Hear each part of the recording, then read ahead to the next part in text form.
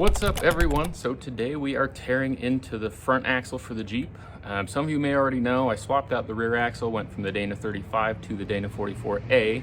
That changed my gearing, so now we've got 373s instead of the factory 350 something. I don't remember what they are on the straight six, but it doesn't matter. So we need to change out the front axle.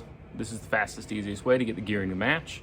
While we've got the axle out of the Jeep, might as well beef it up, put some new parts in it, put some heavier duty parts in it, build that mini truss, and get this thing ready to take a little more abuse. So let's dig into tearing this thing down.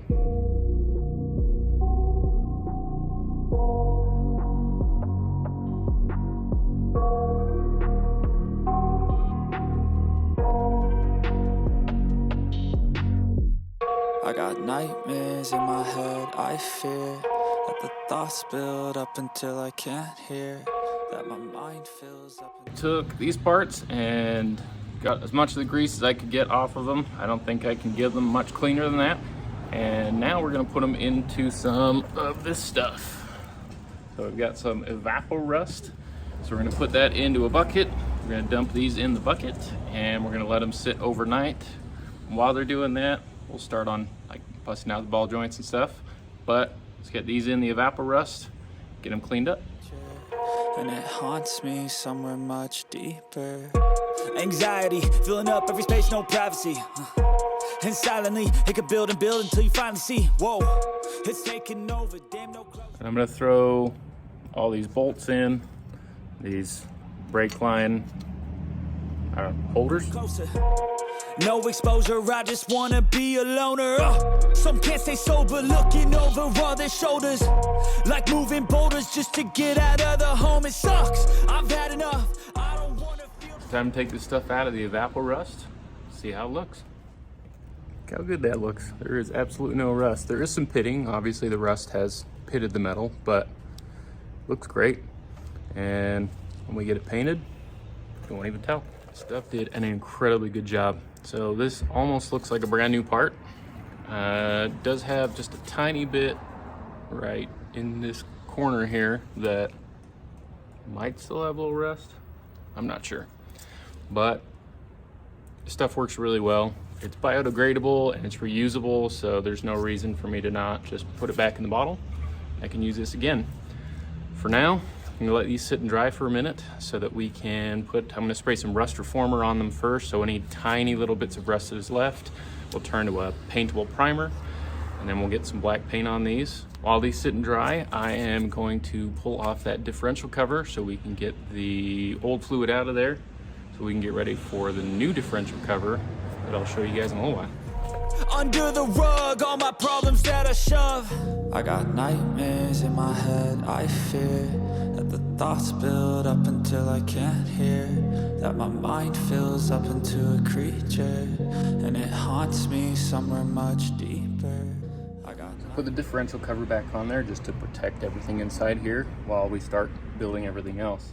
Now it's time to go grab some cardboard, start planning out the mini truss. I'm also going to build some lower control arm mount skids, the C-Gussets. So right here on both sides, going to build some C-Gussets, and I might brace the track bar mount just because. I mean, it would be a real quick, easy one, just a plate back here. Make sure that there's no deflection in that. One thing I do have to be aware of is the bump stop here. So the truss might look a little strange because it's going to have to come down to the bump stop and then from the bump stop back up again. But I don't want to limit my up travel right now. So for now, we'll just leave that bump stop intact. So let's grab that cardboard, start planning this thing out. While I'm planning everything out on this cardboard, I'm going to get these hung up, start getting some paint on them. In my head, I fear that the thoughts build up until I can't hear, that my mind fills up into a creature, and it haunts me somewhere much deeper. I've been feeling weird, I can't seem to focus good enough. Nothing's really clear, sometimes it could be a little tough. I just need to feel like the end's in sight for me, but let's be really real, anxiety can fuck. You guys saw me making all these cardboard pieces so that we could plan out everything for the truss. So we ended up with a whole bunch of cardboard. You can see a bunch more down there. Transferred it all over onto this graphing paper. So each one of these squares, I guess, is a 1/2 inch, because 2 of those is 1 inch. I grafted it all out like this because I needed to hand it to the guy that I could actually put it into CAD for me. So we got the C-Gussets, lower C-Gussets, and then lower control arm skids. These are true to size, but that first one, because this is 13 and 1/8 inch long, it would have been way out here. So I couldn't do that true to size, but now that we've got all this done, I'll show you guys what he did for me.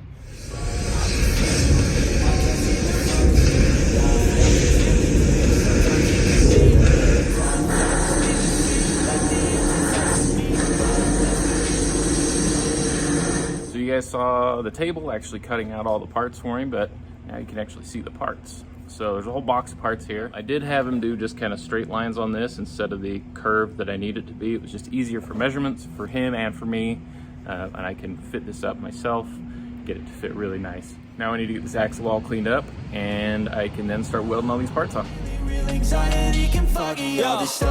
It sucks when you finally feel like giving up. Oh God, no luck. Everything feels like you're sticky stuck. I'm lost, handcuffed to the bed where I sleep. Don't give a can't stop, unplug, feeling overwhelmed. I think I've had enough. Gotta find a way to get some energy. Gotta find someone who's a good friend of me. I need purpose to make it all worth it. I'm still searching and I'm still learning. I want a life that's filled with memories, not a life with a dead in front of me. I'll give you guys an update of where I'm at. So everything is all welded on. I didn't figure there was much point in recording the whole thing because I didn't think you guys would just want to see me welding a whole bunch. So got the logo, the Reckless Lifestyle logo in there, which I think is pretty cool. I've got the truss completely finished, and you can see it on that side too. I've got the lower control arm skids all welded on, and the C-Gussets are all finished on both sides as well. So you can see there's some surface rust on there, so I'm going to run the wire wheel across everything, get some of that surface rust that's on there off of there, so I can hit this thing with some rust reformer and then some black enamel paint. Got the axle all in paint, and now it is time to change out that diff cover. So I picked up a Chassis Unlimited diff cover. This thing is really thick. This thing's super beefy. I'll be able to smack it off rocks, and it's not going to do anything to it. I mean, it's going to chip the paint, obviously, but it's not going to do anything to it other than that. It's going to be really awesome.